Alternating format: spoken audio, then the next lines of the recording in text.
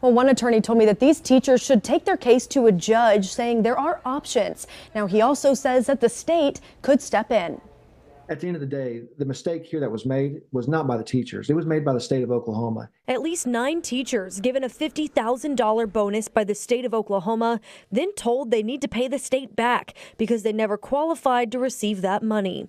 Now, as those teachers scramble to pay the state, one attorney says they have legal ground. What the teachers would need to do in this matter is seek what's called a declaratory judgment, in which the court would review what has occurred, the guidance put out by the state of Oklahoma, and most importantly, did the teachers do anything wrong in seeking this guidance and advice? Robert Gifford says a judge can look at their case from multiple angles. There's also some basic issues of contract law, because by signing up, they're agreeing to continue to teach for at least 5 years.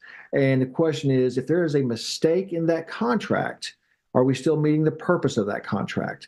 And while he says legal questions remain, he's not the only one. The state's highest attorney, Attorney General Gentner Drummond, told me Friday he's also looking into it to see what the next steps are. But analysts say there's an easier fix for the state to do the right thing. The Department of Education, though, they wrote the rules.